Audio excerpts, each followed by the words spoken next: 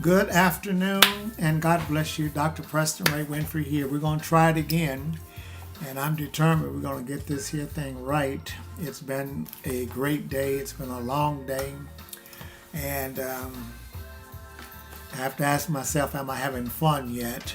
How in the world are you? I hope and I pray that you are doing well and that you've had a great week.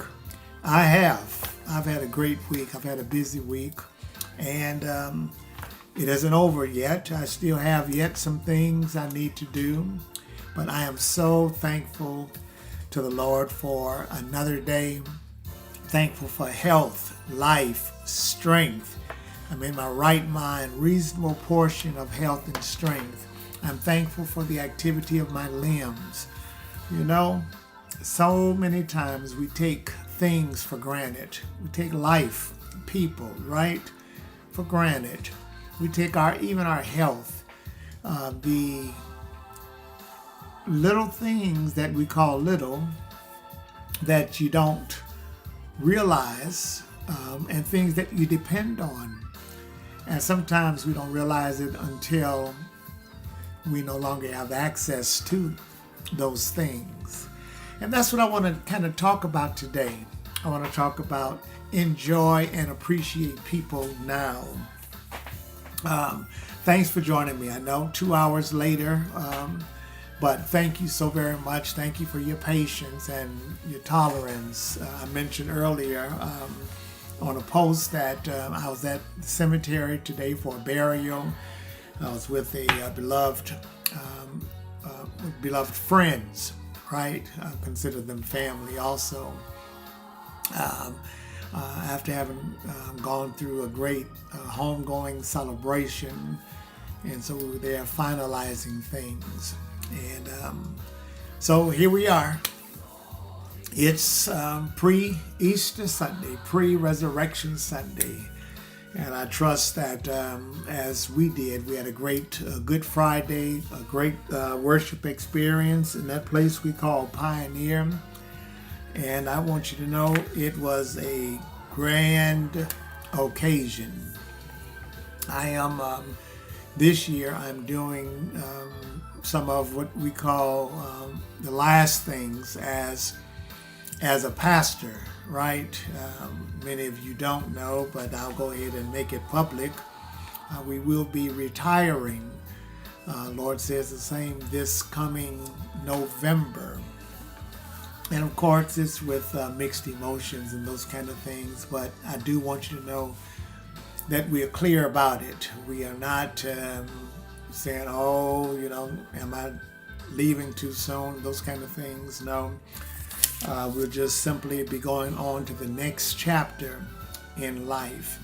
And we'll discover what else the Lord has in store for this servant to do.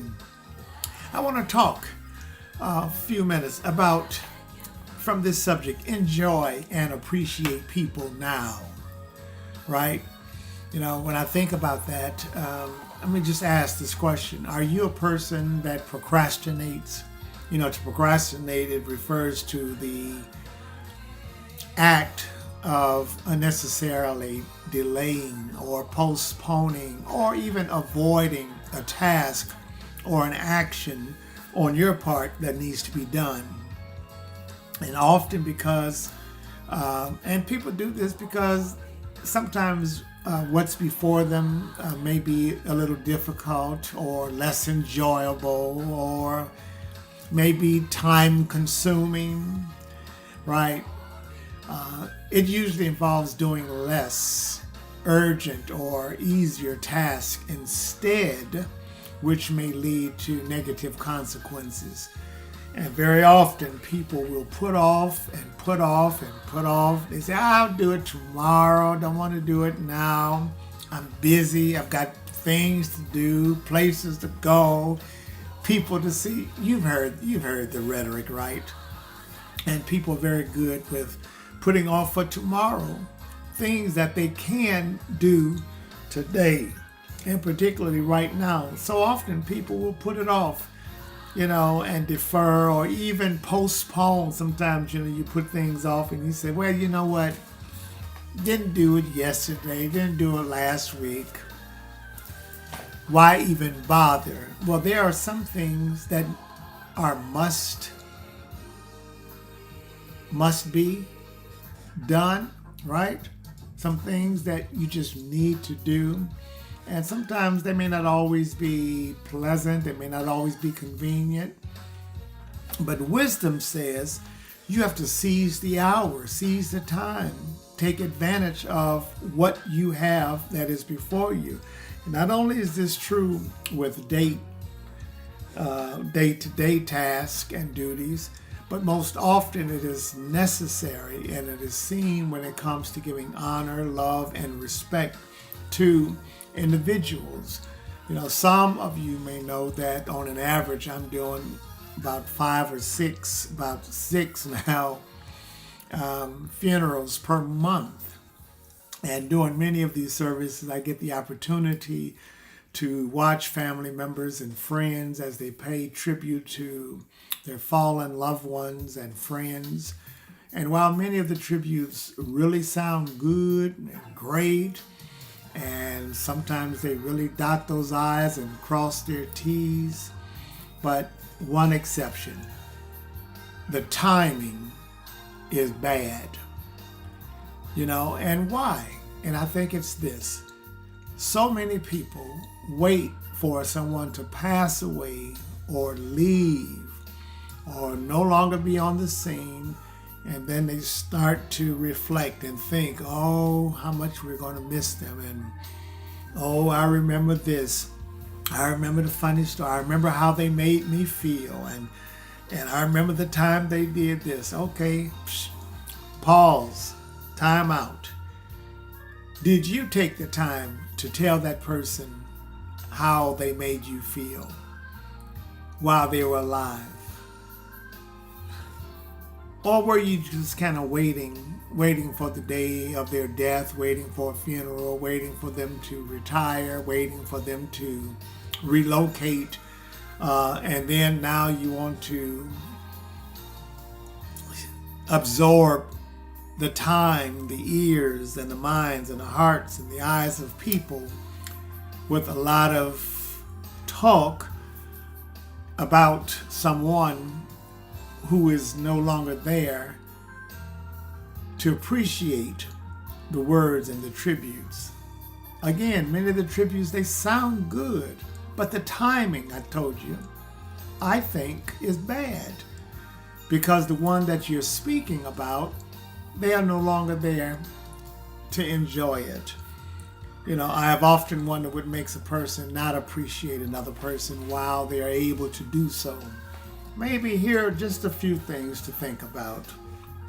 Sometimes, and they use this for justification, sometimes it's jealousy of the person's position. Have you ever been jealous of someone for no reason at all? You're upset because seemingly what they do seems to be good.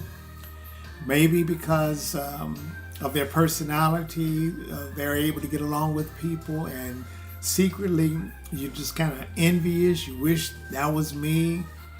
And I've known people who say, well, they don't go to dinner with me, they don't do date with me.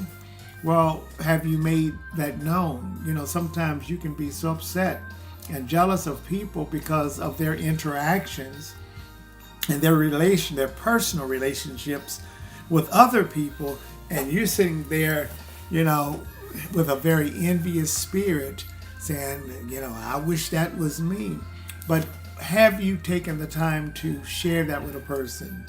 You know, I can think of way back, you know, growing up, maybe people that I admired. Okay, maybe that special girl that I admired, and but she never knew it. I never told her. And later on, after that had all passed away, and I had the opportunity to share with the person, you know, I was really interested. They said, wow, I didn't know that. I was interested in you. How come you didn't say something? Maybe we could have made something happen, you know, for lack of a better example. But so often, you know, you never know And sometimes we just lay back in a cut and we're upset. Sometimes it's jealousy. Sometimes false information taken into consideration. Oh, don't we know people like that? You're mad with ABC because D, E, F, and G told you some information about ABC. And so now you're upset because the one who shared that information with you is upset. And for some reason, you're not able to process things for yourself. You're not thinking straight. And so you form an opinion about someone based on misinformation or false information that someone gave you. And you take that information and treat it as though it is the real deal. Sometimes another reason is sometimes ignorance of the moment. Ignorance that we don't know. And so rather than ask someone, and many times rather than ask the individual, we just remain in darkness, in our ignorance. And we try and justify it, and we build a case against people, places, and things. But remember, it's because we're operating in ignorance. And I heard someone say, my people perish for a lack of knowledge. Listen, it's okay not to have all of the knowledge. It's okay not to know everything. But there are some things that even though you don't know it, you can ask someone. You can learn, right? So people don't need to stay in the dark. They don't need to hold on to that state of ignorance because you can do better if you want to. And then finally, sometimes believing that we can predict the future. I'm just going to hold back. I'm going to hold out. I'm not going to let this person know that they're doing a good job. Listen, what's wrong with giving a person their flowers while they can smell them? Why load a place up with flowers that the deceased cannot smell? Why talk about how much a person meant to you and you never bother to share that with the individual? So we cannot predict the future. I know we want to believe that we can, but the truth is we can't predict the future. We never know what the future will hold. And sometimes we procrastinate, say, well, I'm going to do it tomorrow. Well, tomorrow never comes, right? Today was yesterday's tomorrow, and we don't call this tomorrow. We call it today. It's because tomorrow never comes. And so we need to learn to do things today. We need to quit waiting. You're going to honor someone, honor them today. You're going to love someone, love them today. You're going to smile, smile today. You're going to share your peanut butter and jelly sandwich, share it today. Quit waiting for tomorrow. Quit waiting for funerals. Quit waiting for retirement. Quit waiting for your friends to move across the country. Why wait? Why not say, you know what? I'm going to do all the good I can to who I can, when I can, while I can, and while that person is able to enjoy and appreciate what I'm offering. So as Holy Week is wrapping up, I'm reminded of a conversation Jesus had with his disciples just prior to his departure from the earth. The disciples were saddened because Jesus was talking about, I'm going to go away. 3 years he's in ministry with these guys. He's teaching them what he knew. He's showing them principles. He's teaching them how to be strong and courageous. He's teaching them to become fishers of men. And they had so much with Jesus that they didn't realize. And most often, they were absent in the presence of that kind of power. Can you believe that? And I think so often how so many people are just dense. They're absent. You have legacies in front of you. You have history that's walking right in front of you. There are recipes in life that we ignore with the sad excuse, oh, I like the way they fixed the cake. I like the way they baked the cake. Well, listen, don't you think it's about time for you to learn the recipe?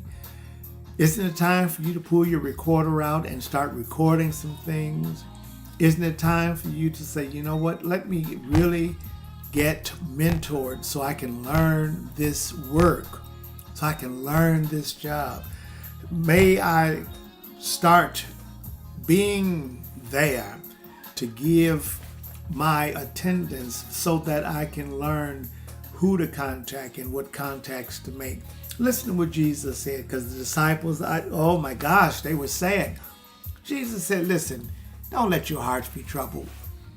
Trust in God, trust also in me. He said, in my Father's house are many rooms, many dwelling places.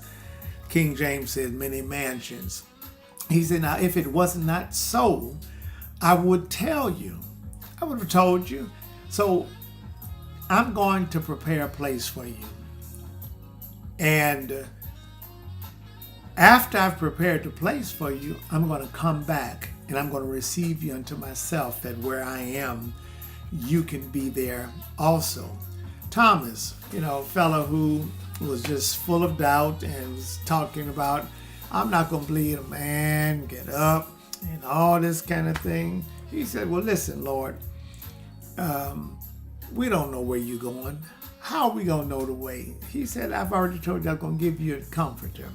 But listen, he says, I'm the way, I'm the truth, I'm the life, and you can't even get to the Father unless you come by me.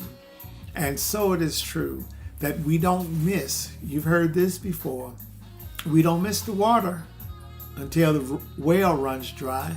Well, a lot of people don't know anything about a well. So let me put it this way.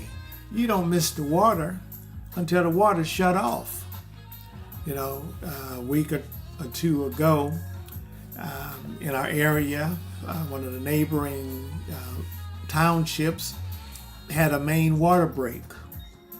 And it affected us where we live. And so the water was shut off. And thankfully, it wasn't shut off for a long time. But just the thought, what? I only get to flush this box once and then that's it. So I have to make it good. All of a sudden you get thirsty. You want something to drink. We don't miss the water until the water's turned off. We take unfair advantage of the water. Sometimes we turn it on, just let it run. And especially when you're on a meter, that's no fun, because the meter keeps turning, which means the more that meter turns, the higher your bill is going to be. We don't miss the comforts of home. This is so true with young people who don't take advantage of the love and the comforts of home and home life. Many times they're just eager to get out. I'd be so glad when they get out, and I share all the time, young people, don't do that, because then that means there's two people thinking the same thing. You're saying you be glad when you get out, and your parents, no doubt, are saying I'd be glad when you're gone too. So, you get as well as you give. But the reality is, youngsters don't miss home until they're out on their own.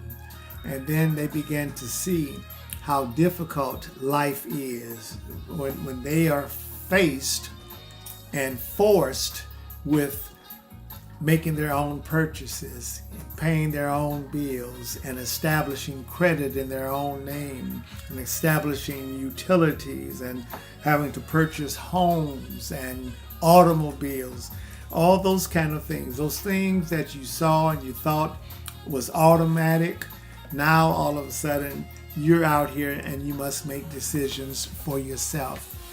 And so I need to close, but what are we talking about? We're talking about enjoying and appreciating people now. And let me ask you, before I close, who do you owe appreciation to? I heard the writer of Proverbs 3:27, I believe it is, says, withhold not honor from another when it's in the power of thine hand to do it or to give it. So honor people now. Love people now. If you're blessed to still have your parents, honor them. Tell them how much you love them. Express your love. Demonstrate your love. Don't let them be the one who is the principal giver. At some point, flip the script. Say, Mom, Dad, I'm going to prepare dinner, or I'm going to take you out for dinner. Mom, I'm going to take you shopping. Dad, I'm going to do these things for you. We don't need to keep waiting and waiting and waiting, thinking that one day I'll get around to it. And so if you have been a procrastinator and you've been waiting around saying, well, I'll just wait for an annual day, you may miss that opportunity. And so love people now. Show your appreciation now. Let go of whatever's keeping you in the dark and flip the switch, turn the light on, and say to yourself, you know what? I'm going to do better. I'm going to give honor. I'm going to enjoy, and I'm going to appreciate people while I have this opportunity. Now, I shared with you at some point during this message that we will be retiring from the pastorate, not retiring from ministry, retiring from the pastorate, which means that assignment is going to close for me, excuse me, in November. And we have people right now who's working on the appreciation and retirement, and I'm so very, very thankful for that. But there are those who are saying, you know, we don't want you to do this and you shouldn't do this.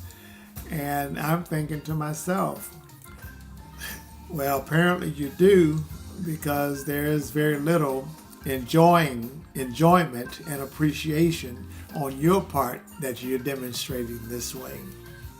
And so whether it's a pastor retiring, whether it's someone retiring from a job, someone moving from the community, or even someone who may be facing death, why don't you take time out? Buy them that flower now.